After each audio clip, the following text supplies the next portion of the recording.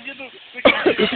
Eu trouxa. Sabe aquele jogo que tinha do SBT, do cara e das equipes? Olha, eu gosto disso.